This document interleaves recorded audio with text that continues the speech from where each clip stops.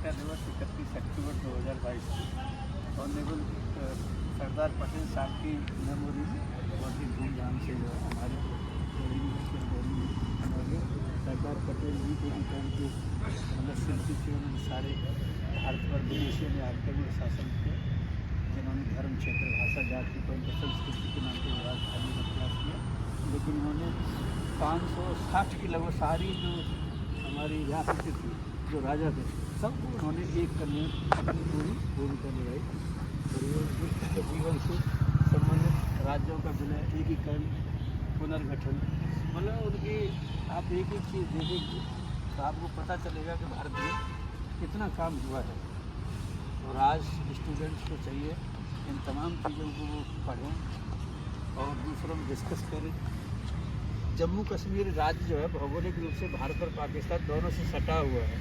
जब राजा हरि सिंह विलय के प्रश्न पर निर्णय लेने की प्रक्रिया में थे, कश्मीर पाकिस्तान की सहायता से सशस्त्र पाकिस्तानी कबायलियों ने आक्रमण कर दिया।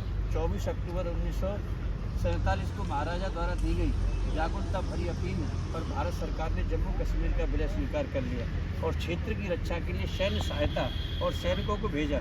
महाराजा ने शेख अब्दुल्ला के नेतृत्व में राज्य में एक सरकार की स्थापना कर दी।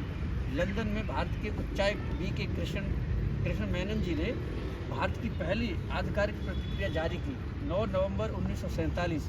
उन्होंने कहा कि कश्मीर की घटनाएं हवा नहीं थी, बल्कि एक पूर्ण आक्रमण था जो पाकिस्तान द्वारा प्रायोजित और समर्थित। अब देखो, मैं आपको एक चीज़ बताना चाहूँगा छोटी सी, जो है कि भारत जो कश्मीर जो है ना अभिन्न अंग है।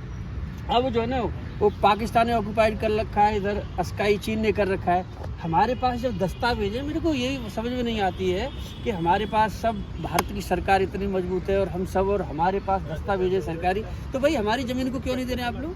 तो जो पाक ऑक्यूपाइड जो कश्मीर में जो ज़मीन है वो हमारी है और हमारे पास सारे दस्तावेज हैं। ये सब मतलब ऐसे नहीं कोई मतलब ऐसे कोई वैसी हवा में बात हो। तो सरदार पटेल जी ने जब ये दिया था सारा का सारा 24 अक्टूबर 1947 की रात को कश्मीर के तत्कालीन हालात पर भारतीय प्रतिक्रिया, श्रीनगर हवाई अड्डे पर उतरने वाले भारतीय संघ के सैनिक 5/11/1947 को अग्रम क्षेत्रों की ओर बढ़ते हुए, ये सारा का सारा जब भारत में आने के बाद ही तभी तो ये सब काम हुआ। अब जो भारत का अभिन्न अंग है, तो कश्मीर जो है पूरा का पूरा कश्मीर, जम्मू कश्मीर जितना आप देख रहे हो ना, सब का सब भारत का अभिन्न अंग है और उसमें किसी तरह का कोई समझौता सरकार को नहीं करना चाहिए। और वहाँ पे जो है ना आज की पाक ऑक्यूपाइड उसमें मानवाधिकारों का उल्लंघन हो रहा है, उसमें कोई नहीं बोल रहा, न कोई पाकिस्तान का बोल रहा, न कोई और दूसरे देश का बोल रहा। बताइए वो किसके? हमारी ज़मीन पर हमारी तो लोग हैं वो। तो हमारा प्रयास होगा कि सबको इकट्ठा करके पूरे के पूरे मतलब जो हमारी ज़मीन है उन सबको इकट्ठा करके और एक पूरा जो है अखंड भारत जिस तरह से पहले था, अब भाई ये सब एक होने की ज़रूरत है और आप सबको इसमें मदद करने की ज़रूरत है। थैंक यू, नमस्कार, धन्यवाद।